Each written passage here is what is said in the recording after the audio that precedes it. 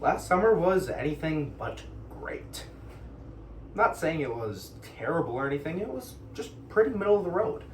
Nothing really bad happened, nothing great happened. For this, let's take a look back at the month of May. Nothing really happened except for the fact that I got out of freshman year. It was a time of me realizing I could get a job and that I could hang out with friends more often.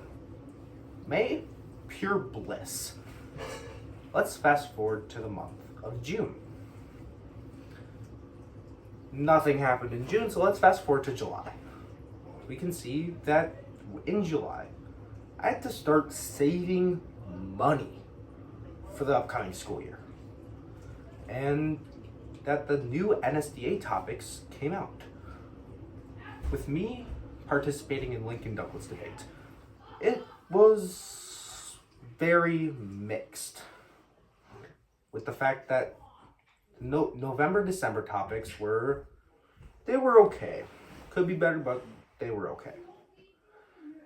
But the January and February topic was atrocious.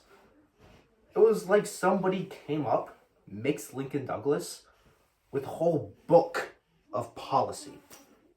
And we get the United States ought to become party with the Rome Statute of the International Criminal Court and/or the United Nations Convention on the Law of the Sea. What even is this? Let's take a look at the ICC. What even is it? So we can see that the ICC is more so an international treaty or an international court that tries not companies, not countries, but certain individuals who commit war crimes, genocide, or acts of aggression. We can see that this is still going on. So does the ICC have any real power? According to Agent Accountability in 2019, the ICC is currently failing due to a lack of resources and, most importantly, a lack of power. So when I was asked today's question, should the ICC have more power to enforce arrests on war criminals? I had to respond with a yes.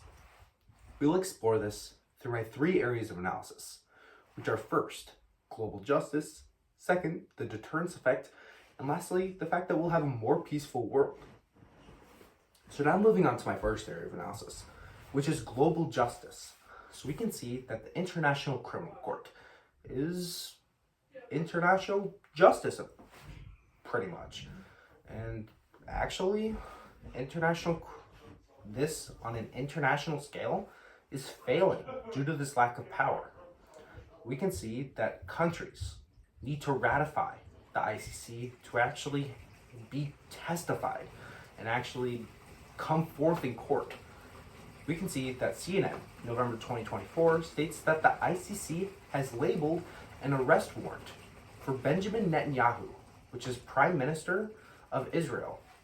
But he can't actually be arrested because Israel hasn't ratified the International Criminal Court. Furthermore, this isn't happening only in Israel.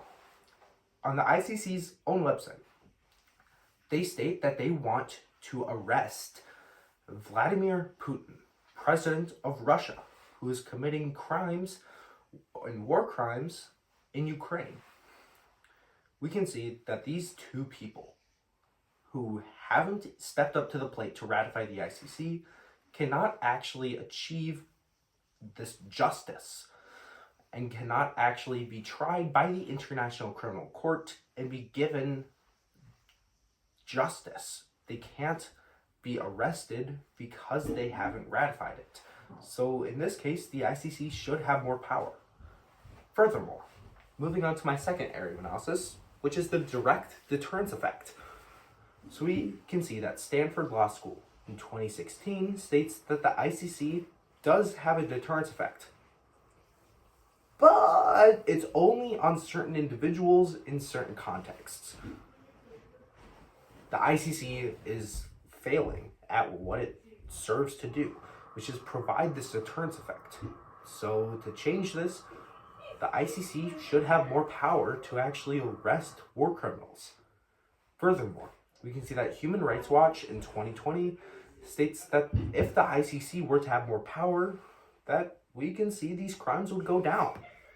And with this, these crimes that commit mass atrocities on people are not going anywhere. But if we were to give the ICC more power, it would have a great effect on the world, which would be a more peaceful world. So moving into my third area of analysis, which is the fact that we'll have a more peaceful world. So we can see that because of this deterrence effect and the fact that we'll have a stronger adaptation of global justice, we'd have a more peaceful world. We can see that the United Nations states that conflict preservation, conflict prevention, mediation, peacekeeping, peace building all lead and are essential to foster lasting peace worldwide. And that without this, without giving the ICC more power, we can see that this won't actually lead to lasting peace. So today, we looked at three primary areas of analysis, which are first, global justice.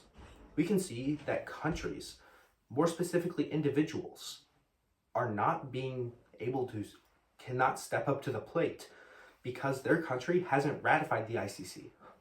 Secondly, we can see that the ICC does have a deterrence effect, but not really, as things are still going on. We can see that if we were to give the ICC more power, this deterrence effect would come into play. We can see that these huge crimes would be happening less and less.